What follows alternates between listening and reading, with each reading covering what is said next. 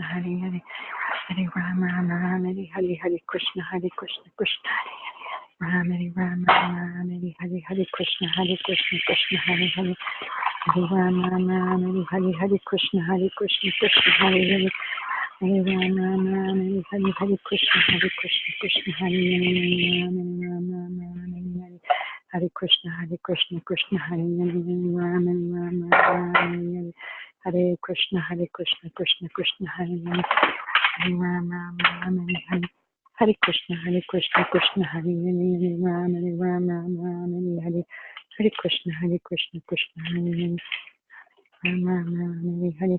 Hi, Dolly. What? They just posted a severe thunderstorm warning until 9 p.m. for for this part of Cook County. Hare Krishna, Krishna Hare Hare, Hare Ram Ram, Hare Hare, Hare Krishna, Krishna Ram, Hare Ram Ram, Hare Hare, Hare Krishna, Krishna Krishna Hare Hare, Hare Ram Ram, Hare Hare, Krishna, Krishna Hare Hare, Hare Ram Ram, Hare Hare, Hare Krishna, Krishna. What? Well, it posted 9 minutes ago.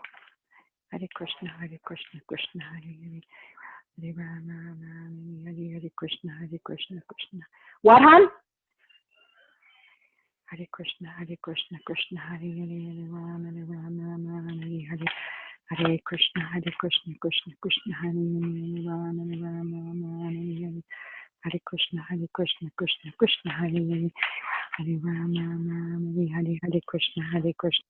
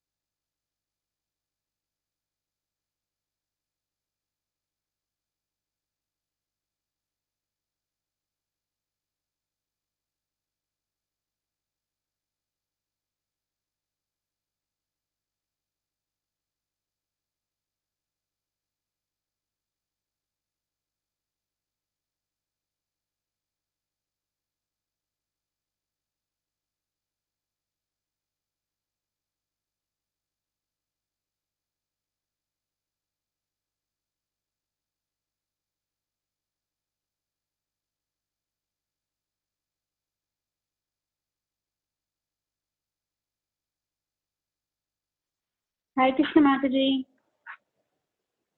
Hare Krishna, please accept my humble obeisances. All glories to Guru Maharaj and Srila Prabhupada. How are you, Prabhupada Mataji?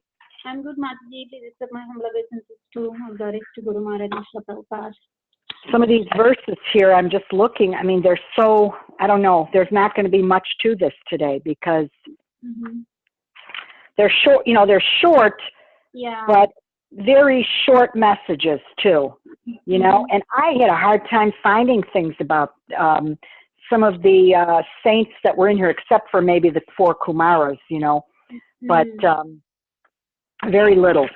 So I'm just I'm gonna do the, I'm gonna wing it the best I can. I just don't know if it's the right thing or the wrong thing, or. Sure, but yesterday mine was like very, very short. Yeah, some of these verses are going to be short. I think after verse 9, the one I have, then it gets back into the creation and dissolution of the universe type thing. Then I think it's more, there's more to say. Yeah. But this one, not so much. Well, I guess I should probably get started. It's or should I wait a few minutes? We are here, Shanti Mataji and Leela Manjari Devidasi. Hare Krishna, Hare my dear Krishna. Mataji. Okay. This is going to probably be a short class unless you ladies can enlighten me on a few things, okay? Okay. I'll start with the prayers. Om Jnana Timirandasya Ganananjana Shalakaya Chakshuru Militam Yena Tasmai Shri Gurave Namaha Shri Chaitanya Manobishtam Stapitam Yena Bhutale Svayam Rupa Kadamayam Darati Svapadantikam Vanchakalpatarubhyascha Kripa Sindhubhya Eva Cha Patitanam Pavanebhyo Vaishnavebhyo Namo Namaha Jaya Shri Krishna Chaitanya Prabhu Nityananda Shri Advaita Gadadara Srivasadi Gaura Bhaktavrinda Hare Krishna Krishna Krishna Hare Hare Hare Rama Rama Rama Hare Hare Narayanam Namaskritya Naram Cheva Narottamam Devim Saraswatim Vyasam Tato Jayam Udirayet Nashta Prayeshu Abhadreshu Nityam Bhagavata Sevaya Bhagavati Uttama Shloke Bhaktir Bhavati Naishtiki. Okay, Matajis, today I am reading from Canto 3, Chapter 8, Text 5. And boy, this is not easy to pronounce. Svarduni Udardrai Svajata Kalaper Upas Prishantash Charano Padanam Padmam Yad Archanti Ahi Raja Kanyaha Sapremanana Balibir Varartaha. Translation and purport by His Divine Grace A.C. Bhaktivedanta Swami Srila Prabhupada Ki Jai. The sages came from the highest planets down to the lowest region through the water of the Ganges, and therefore the hair on their heads was wet. They touched the lotus feet of the Lord, which are worshipped with various paraphernalia by the daughters of the Serpent King when they desire good husbands. Purport: the Ganges water flows directly from the lotus feet of Vishnu, and its course runs from the highest planet of the universe down to the lowest. The sages came down from Satyaloka by taking advantage of the flowing water, a process of transportation made possible by the power of mystic yoga. If a river flows thousands and thousands of miles, a perfect yogi can at once transport himself from one place to another simply by dipping in its water. The Ganges is the only celestial river which flows throughout the universe, and great sages travel all over the universe via this sacred river. Wow.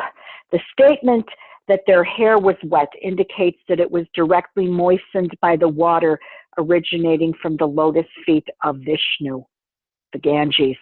Whoever touches the water of the Ganges to his head surely touches the lotus feet of the Lord directly and can become free from all effects of sinful acts. If after taking a bath in the Ganges or being washed of all sins, a man guards himself against committing further sinful acts, then certainly he is delivered. But if he again takes up sinful activities, his bath in the Ganges is as good as that of the elephant, who nicely takes his bath in a river, but later spoils the whole thing by covering himself with dust on the land. So, my understanding, and of course, in this translation, we understand that, okay, the sages came down. They came from the highest planets to the lower region through the waters of the Ganges. It's important to understand that this is very transcendental, because this is not the average way of looking at a river, okay? The Ganges River is it's a sacred river, okay?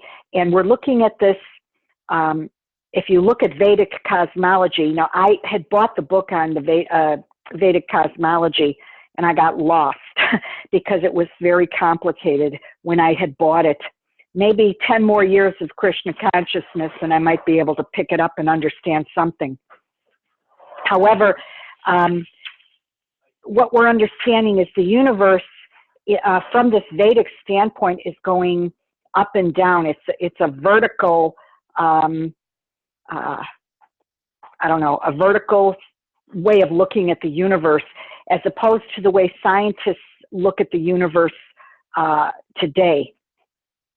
Okay, and so we understand that the Ganges flowed directly from the lotus feet of Vishnu. Therefore, it is pure, because if it's coming from the lotus feet of Krishna himself, it purifies. It's absolutely pure, and it runs from the highest planet down to the lowest. Once again, we're still talking about the cosmic manifestation of this universe, from the upper heavenly planets down to the lowest, and we can even say it can flow all the way down to the, I'm sure, to the sinful planets, you know, the very demonic planets. It's so huge, okay? And so the sages, many sages, came down from Satyaloka, this is also a heavenly planet, and took advantage of the flowing water. Now, if we were to, in the mundane world, transport ourselves down this river, okay, it would take forever, because it flows thousands and thousands of miles. However, these mystic yogis, they can transport themselves at once, okay, just dipping in the water, because this water is considered, it's not ordinary water, okay, and it's the only river, which I didn't know this, it's the only celestial river that flows throughout the universe. This is just amazing for me to even envision how this river can flow throughout the whole universe, but it does. And many great sages travel through this river, along this sacred river. And so when we talk about, the statement was that their hair got wet, okay, they were dipping, obviously, in the Ganges. They were getting this purification that came through the lotus feet of the Lord. How else can we understand this river as being so pure? It had come directly from the Lord, okay? So if we were to visit the Ganges, I have not yet had that opportunity, but I'm hoping to. If, and this would be just like, there are some other places that I've heard of, even in the Christian tradition. I think they go to some rivers in France, and there are some, what would you call them, grottos with rivers flowing through them. Also in Portugal, there was a story of 3 little children, and one of the children used to see the Blessed Mother every day, and she would, there was no river there. It was a dry grotto, and nobody believed this child, and they told her she was insane. Nonetheless, she tried very hard. She said, well, all I can tell you is I saw her, and she told me what to do, and she would go and dig her fingers in the ground, and this is what the Blessed Mother had told her to do. It would be like Srimati Radharani, in a sense, telling her, you know, I want you to dig up this dirt in the ground, and she did, and water started to flow into her hands. It was pure, and people from all over the town were being cured of their diseases, okay? Of course, they tried to commit her to an insane asylum. And if I'm not mistaken, she was in such I'm trying to remember exactly how it went. Oh yes, she had, this story is just tragic. Her leg was completely deformed. It was decaying almost to nothing, but she never said a word about it. She had her long skirt on all her life, like in a nun's type of uniform. She did like that, and nobody saw her leg.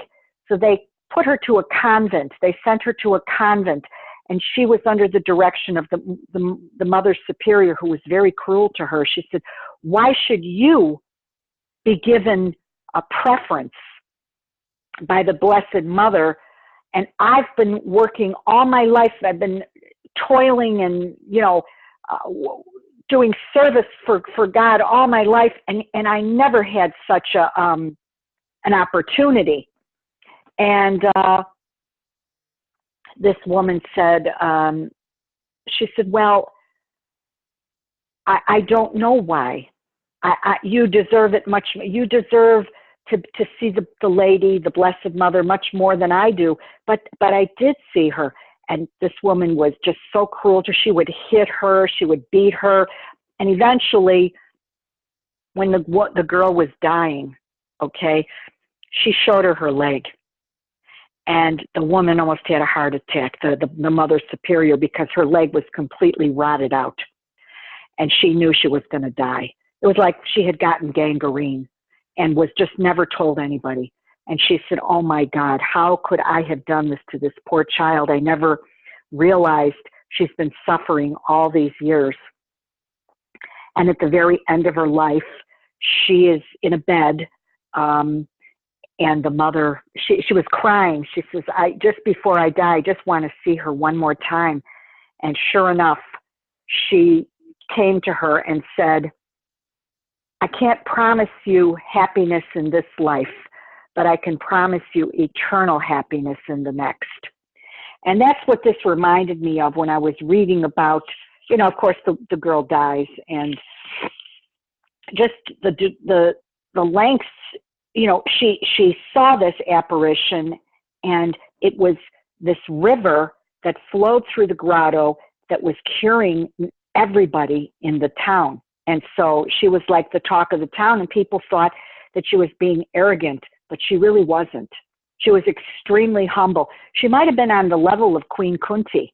She wanted to have, she didn't mind to suffer. She really didn't, because she knew that would bring her closer to God.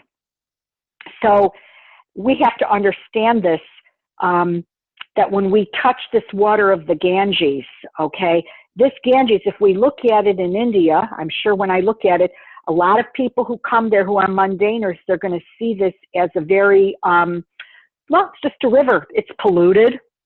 It's dirty. I've been hearing they're trying to clean the river. There's too much plastic in the river, blah, blah, blah. But one who has the transcendental knowledge knows that all they need to do is to touch this river, and they can become free of all their sinful acts. This is by the mercy of the Lord, okay? And now, if you take a bath in the Ganges and, okay, you're washed of all your sins. This reminds me, I think Shanti Mataji and I were talking about this one day. I don't remember which day it was, but we were talking about initiation. And when we receive first initiation, the guru takes some of our sin. He doesn't take it all, but he takes some of it. It's upon the second initiation that he takes all of our karma, okay? And what's interesting, we were talking about this. Okay, what happens if all your sin has been taken away? So that's it, you've got a clean slate. Does that mean everything's good now, you're pure? No. We have to be very careful, just like it says in the purport. We have to be careful not to once again take up sinful activity. Because if you went into that Ganges and you were completely purified, or your guru completely gave you a clean slate, and you start to sin again, it's just like this elephant that's explained here. he takes a bath in the river, but he spoils the whole thing. He covers himself with the dust on the land. So we can become purified probably more than once in a lifetime through going to these holy dhams, through going to the Ganges River and just touching the water, dunking ourselves. It's the lotus feet of Lord Vishnu. You know, it's washing down from the spiritual world to us. But we're always given free will. We're given free will, and this is my understanding, and correct me if I'm wrong. We're even given free will when we reach the spiritual world. The likelihood of a fall down in the spiritual world is minuscule. But we still have free will. So it still exists, the possibility that if we're not careful, even in the spiritual sky, we could fall. Not likely. I don't know if it's, because at that point we're fixed and we're serving the Lord 24/7 and we're in bliss and we're 100% happy, transcendental happiness, and we've achieved prema, love of God. So why would we fall? But there have been, I think maybe there was one or two instances, if somebody wants to elaborate on that later, where someone did fall from the spiritual sky, spiritual world. So we have to be careful. We always have to guard against committing further sinful acts. We naturally, if we go to the heavenly planets, it's extremely opulent, and the tendency is still there because we're still in the material world. We could still have that tendency to fall because we could become very arrogant and think who we are. Okay, almost nil in the spiritual sky. They say we will never come back here again, but I don't know if. Yeah. I don't know, but she said it's good. But it's like a clubhouse thing. And it's like cool. Mataji, can you please mute your phone? So it's just that free will is something that the Lord will give us forever because we are individual entities. And always remember, we cannot become one. We're not going to ever become one with Krishna. We cannot divide the soul into pieces. We can't cut it. So our individuality always will be there, and it will be there for eternity. So the likelihood of a fall down is extremely, extremely low, but almost nil. But maybe there was one instance here or there where it could have happened. So that's what I got from the purity of the Ganges River and where it's coming from. Okay, so I'll continue with text 6. Muhur. In fact, I was thinking, we could comment at the end, and I'll just try to get through all 9, through the verse 9, and then we can comment. Muhur Grinanto Vachasanuraga Skalat Padenasya Kritani Tajgyana Kirita Sahasramani Praveka Prajyoti Todama Pana Sahasram. Translation: the 4 Kumaras, headed by Sanat Kumara, who all knew the transcendental pastimes of the Lord, glorified the Lord in rhythmic accents with selected words, full of affection and love. At that time, Lord Sankarshan, with his thousands of raised hoods, began to radiate an effulgence from the glowing stones on his head. Purport: the Lord is sometimes addressed as Uttama Shloka, which means one who is worshipped with selected words by devotees. A profusion of such selected words comes from a devotee who is fully absorbed in affection and love. Oh, my throat. For the devotional service of the Lord. There are many instances in which even a small boy who was a great devotee of the Lord could offer excellent prayers in the choicest words for glorification of the pastimes of the Lord. In other words, without the development of fine affection and love, one cannot offer prayers to the Lord very suitably. And here we understand the 4 Kumaras were the sons of Lord Brahma, and they remained small boys. But even though they were small boys, they were pure souls, okay? They remained like that for an eternity, and they're still there for an eternity, even though they're extremely ancient, okay? Extremely. I think they're probably one of the first that came into the universe. And Sanat Kumara, of course, heads these 4 Kumaras. They are in the and so they would go around the universe and all the universes, traveling and glorifying the Lord, a little bit like Narada Muni, you know. They just didn't have a musical instrument, but they were able to glorify the Lord with affection and love.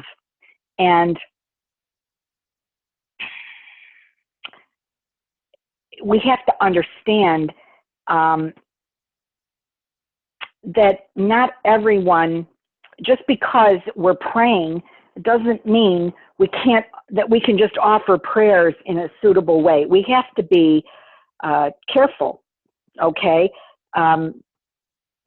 These 4 Kumaras were extremely full of affection and love for Krishna, and they used selected words to glorify him. They had so much affection and love to serve the Lord.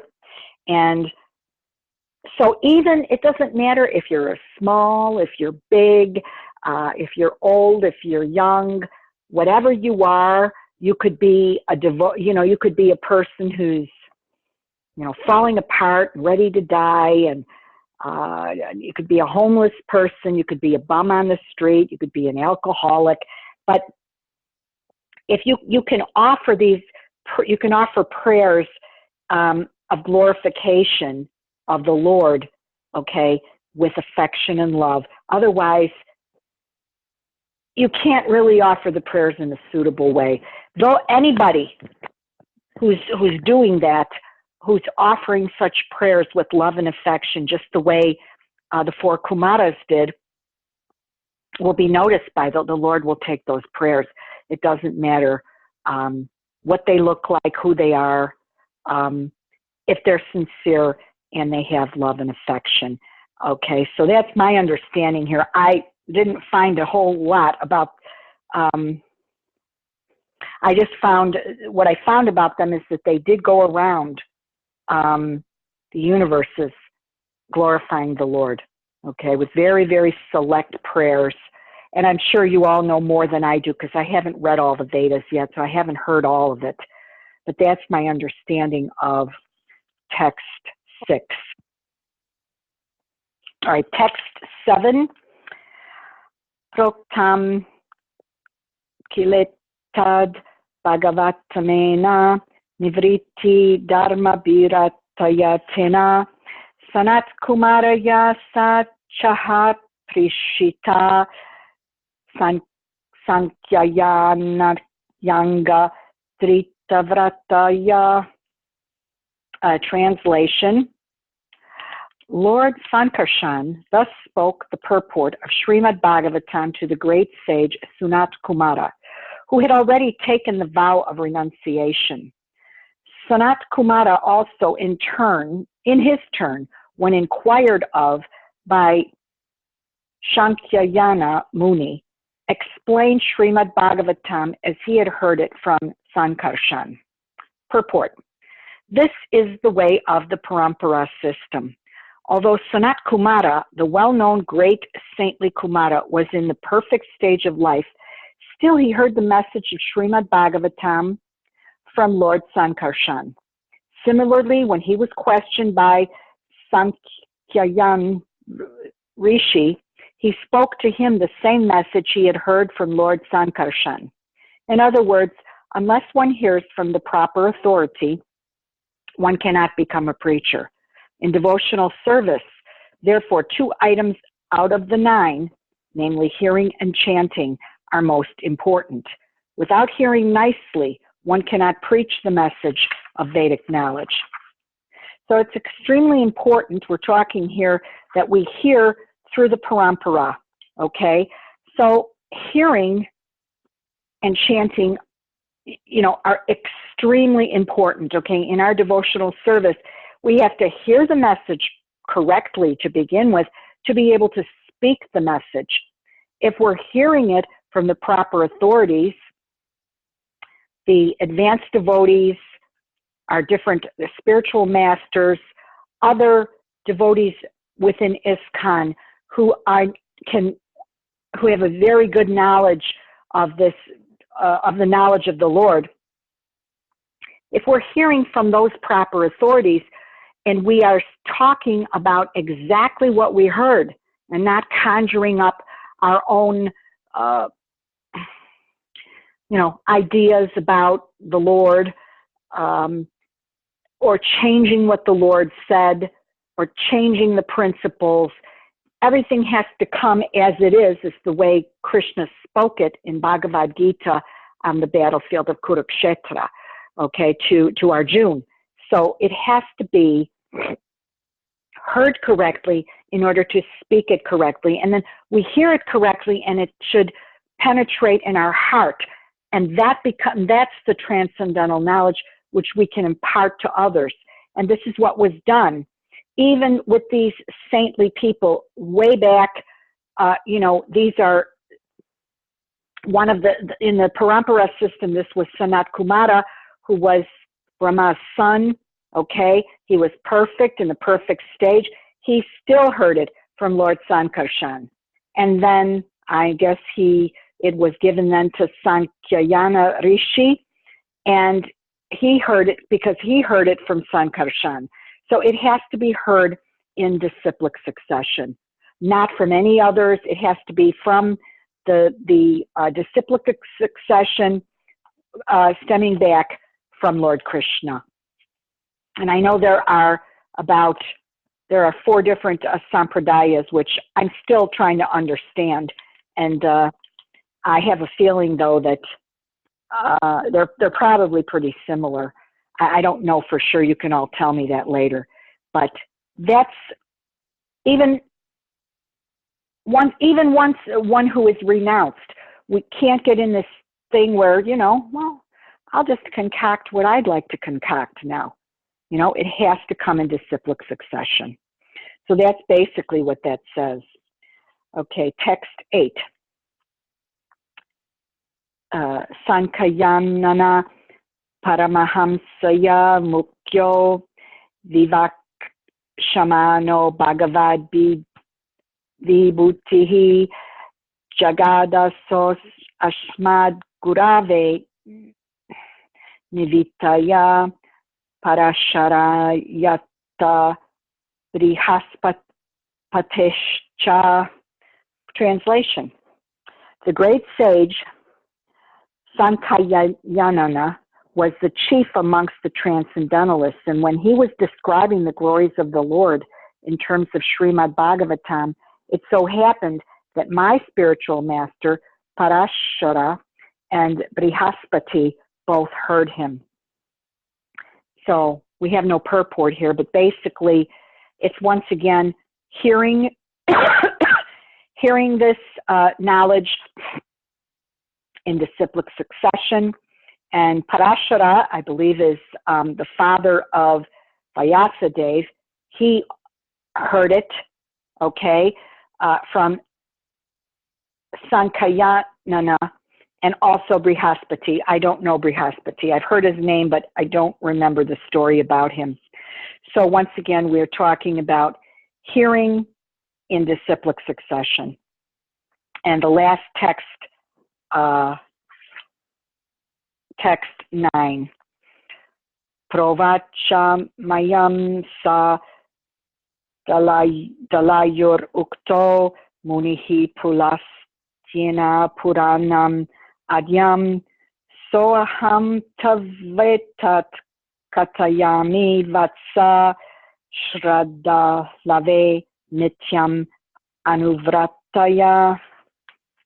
Translation: the great Parashara is aforementioned, being so advised by the great sage Pulastya, spoke unto me the foremost of the Puranas. I shall also describe this before you, my dear son, in terms of my hearing, because you are always my faithful follower. I'm not sure, is this Maitreya saying this?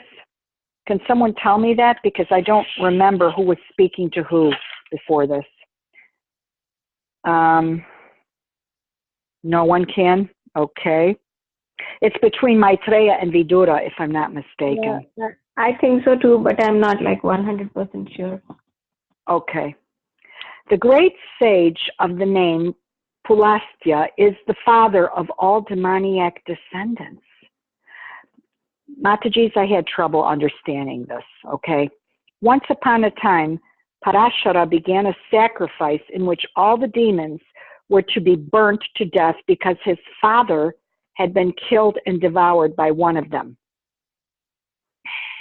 The great sage Vasishita Muni arrived at the sacrifice and requested Parashara to stop the deadly action. And because of Vasishita's position and respect in the community of sages, Parashara could not deny the request. Parashara, having stopped the sacrifice, Pulastya, the father of the demons, appreciated his Brahminical temperament and gave the blessing that in the future he would be a great speaker on the Vedic literatures called the Puranas, the supplements of the Vedas. Parashara's action was appreciated by Pulastya because Parashara had forgiven the demons out of his Brahminical power of forgiveness. Parashara was able to demolish all the demons in the sacrifice, but he considered demons are so made that they devour living creatures, men and animals. But why on that account should I withdraw my Brahminical qualification of forgiveness? As the great speaker of the Puranas, Parashara first of all, spoke on the Srimad Bhagavata Purana because it is the foremost of all the Puranas. Maitreya Muni desired to narrate the same Bhagavatam he had heard from Parashara, and Vidura was qualified to hear it because of his faithfulness and his following the instructions received from superiors. The Srimad Bhagavatam was being narrated from time immemorial by the disciplic succession, even before the time of Vyasadeva. The so-called historians calculate the Puranas to be only a few hundred years old, but factually the Puranas existed from time immemorial, before all historical calculations by the mundaners and speculative philosophers. Now, I don't understand, maybe I got confused here. I thought that Parashara was the, well, anyway, I don't know, if he's the father of all demoniac descendants, I got a little confused here. Parashara started to burn these demons, right? They were to be burnt to death because his father was killed. Now I'm thinking Pulastya was his father? Maybe I'm wrong. But Parashara's father was killed and devoured by a demon. So Parashara began this yagya to burn all these demons. And right in the middle of the sacrifice,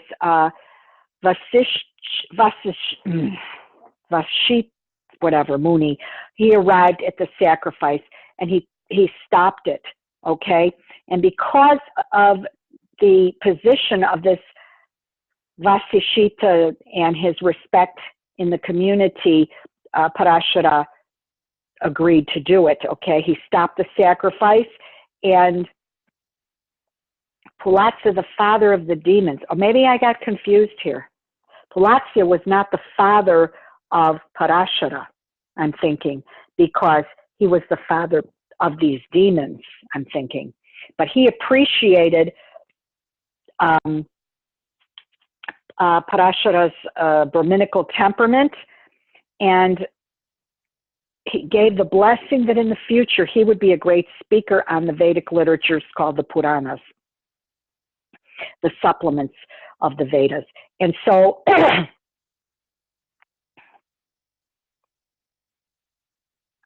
and Parashara was appreciated by Pulatya, who was the father of the demons, because he had forgiven them out of his Brahminical power of forgiveness. So he demolished all the demons in the sacrifice, but he said demons they're so bad they devour living creatures, men and animals. But why should I withdraw my qualification of forgiveness?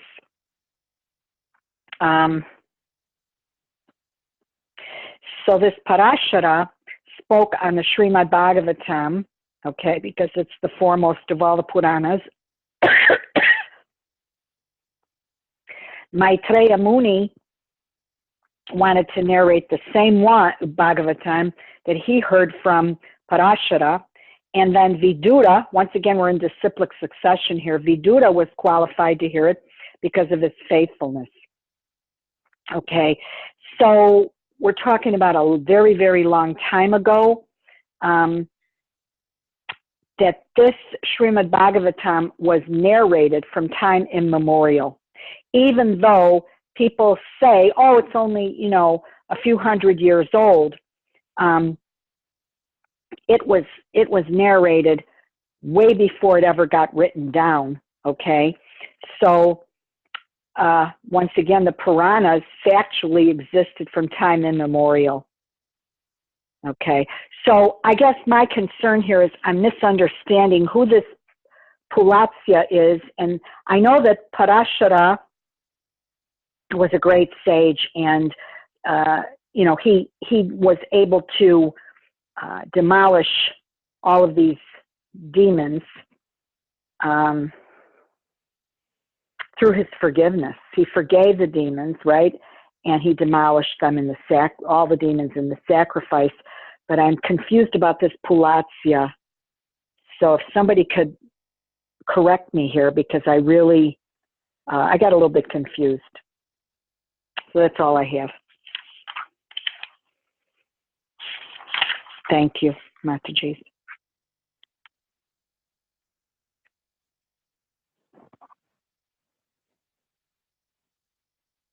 Thank you, Govardhana Lila Mataji, for your class with so many new names and so many intricate details and stories.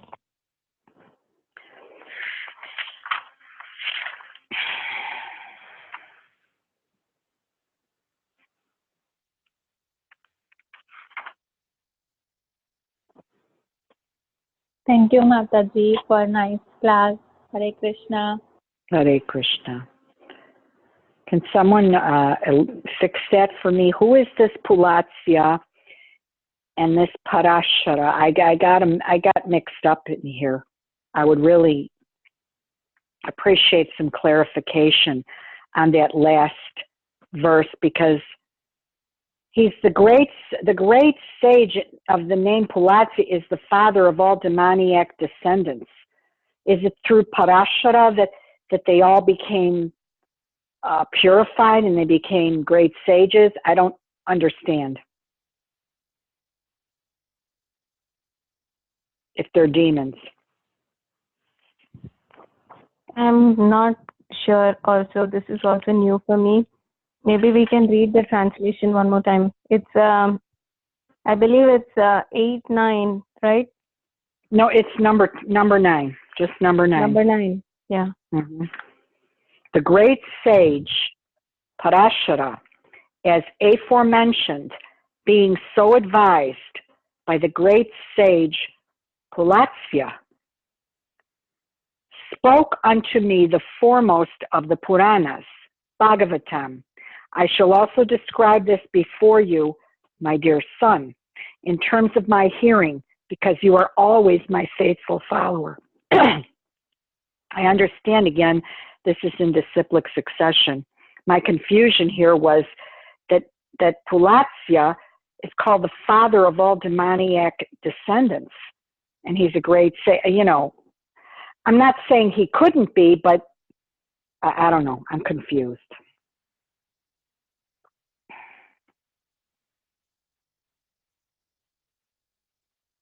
And I tried to look it up, but it just talked about, Parashara stopping the yagya right in the middle of it. And,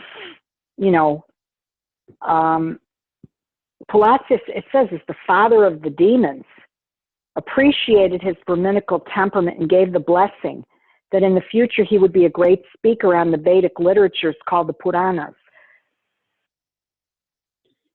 I didn't know that the father of all demoniac descendants, Pulatya, could be that great of a sage that,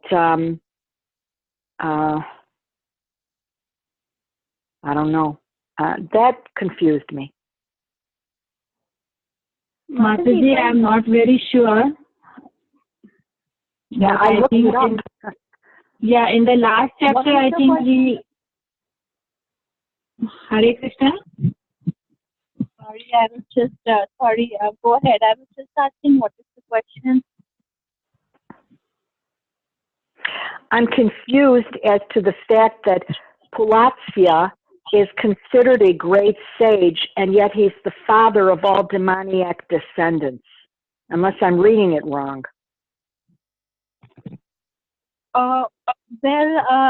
Anybody can be, like we have read in Bhagavad Gita, in Bhagavatam and Bhagavad Gita, the main essence is that the children are not our children. Our parents are not our parents. They come as a soul, and they come as a soul to different parents based on their merits, right? That is even what in Bhagavad Gita it is written that according to one's karma and according to the last state of consciousness that a soul leaves the body in, he will take birth, and so the ways of God are very merciful. So he will always have demons to be taking birth from sages, so that he can try to guide them and give them a good upbringing, so that they get a chance to modify their behavior.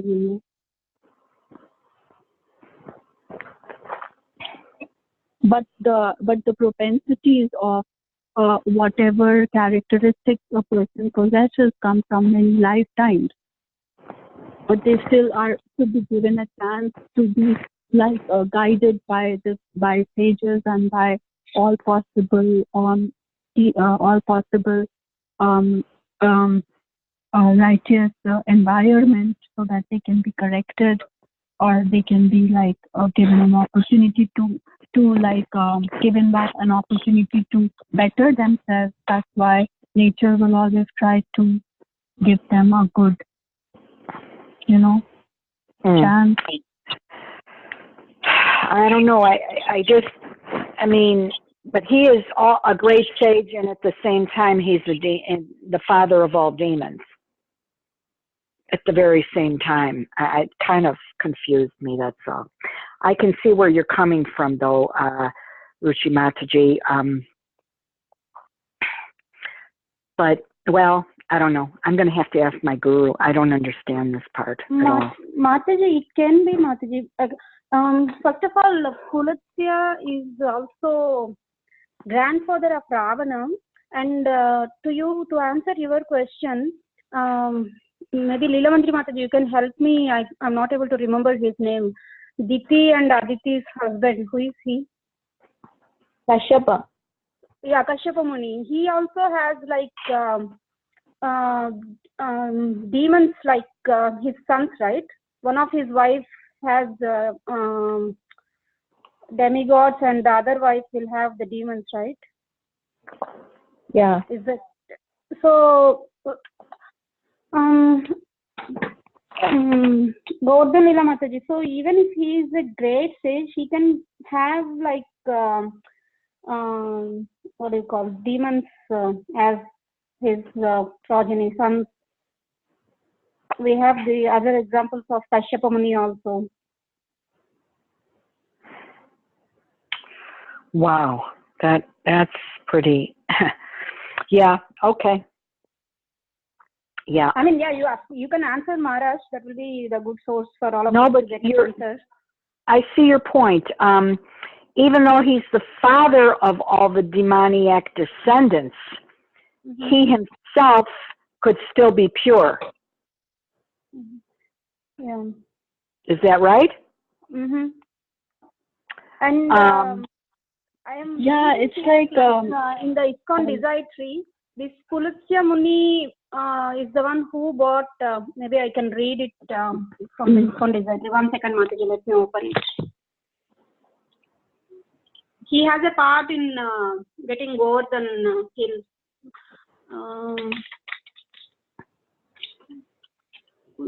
Yeah. Yeah, I mean, even like in the Guru thing, you know, like first Shukracharya was the Guru of the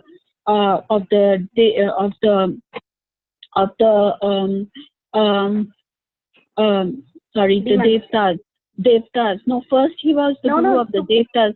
No, I know he is now the Guru of the demons, but first he was the Guru of the Devtas, and because he realized that the demons need them more than the Devtas, because the Devtas can Devas can have a Guru already, Brihaspati, and because they are like already on the right path, because they thought that demons need them more than Devtas need them. That's why out of his mercy he went to be with the Guru of the demons. So similarly, the great sages, they always want to give the demonic souls a chance to like rectify them by giving them birth and bringing to this world and trying to correct them, because ultimately our parents and our children are not our parents or our children, but they are ultimately all souls coming from different dimensions so that we can be taught and we can teach them like simultaneously. That's what my understanding is.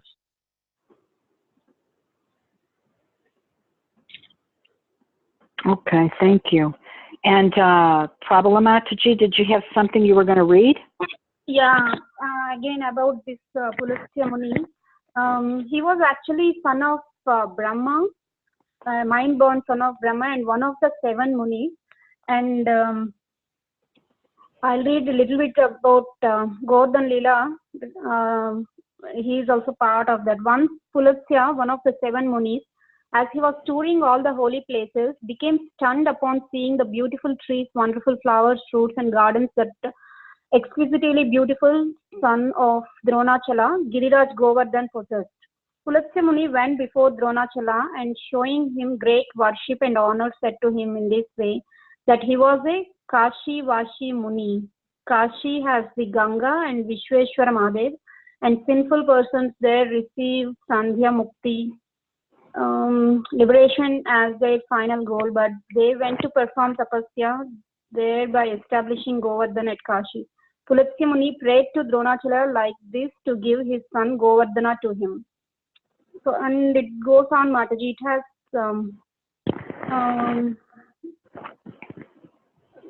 okay, maybe I'll just give the gist because it is a little long. That's okay. I guess you know, he can be a great sage, and he was the father of these demons, but that doesn't mean he was a demon. That's what I'm thinking. Yes, like you know, just like Ruchi Mataji said, because we're all individual souls, we're all different. But so Pulastya was also son of Brahma, Lord Brahma, yes? Yes. Just like the 4 Kumaras are sons of Lord Brahma.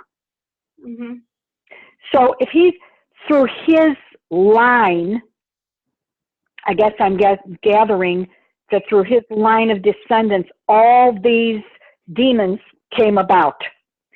Hiranyakashipu and all of that through his line. But he himself was not a demon. Very interesting, because I've never heard this before. Yeah. Okay. Well, I thank you for, talking to me about that. And I might pose that question to Guru Maharaj just to see what he says about it. Usually when he answers me, he gives me one sentence. So sometimes I get confused when he tells me, because he's so busy. He just writes a sentence and that's it. But I'll ask him. Okay. So does anybody? Yes, Mataji. Devidasi. Mataji, actually, I don't have a concrete answer, but I just wanted to share a comment. Since Brahma is the first person who came into being, and from his body, from the different organs of his body, different sages come. And actually, those sages actually later have a responsibility to populate the whole universe. So yes, whatever different kinds of living entities we have are actually coming from sages only. Okay. Even the demons and the demigods and all of them, actually they come from those 7 sages. They're called Saptarishis. So they actually have the task to populate the world. Okay. It makes sense. Okay. Yeah. So that's all. I don't know if that story I told you all about with the Blessed Mother and the water coming from the ground and the river, completely inundating the grotto where she was praying and everybody got cured. That story is pretty fascinating. It's well known throughout, for thousands. It's at least 2,000 years old. Well, no, it can't be. It was in the one of the miracles that occurred. I believe it was in Lourdes or in France many years ago. And, back then people wanted to, condemn her to death. It's really horrible what they do to people, what they used to do to people. If they dared to say that they had a miraculous encounter, and she was just a little girl, why should she lie? They thought it was a fabrication, though. And then the poor thing, she was a saint because she never told anybody that she was limping all the time, and that Mother Superior used to get so angry, and she'd say, "Oh, would you quit limping and stand up straight," and the whole thing. And she says, "Why should you have this privilege to see the Blessed Mother? And I've been toiling all my life." And then she says, "Oh, maybe I can show you something." And that's when she lifted her skirt and she showed her the leg. And I think the Mother Superior almost passed out when she saw her leg. It was completely decayed, the entire leg. It was horrible. And it's a very well-known story. I just thought that reminded me of this purification process of the Ganges, Even if it is a polluted river, it's a holy river coming from the Lord directly. Just amazing to me, all these things. I don't know anything yet about the 4 Kumaras, but I'm getting some hints now. And Lord Sankarshan, I don't know much about. I think maybe later on in the Bhagavatam, am I correct? It's going to be all explained.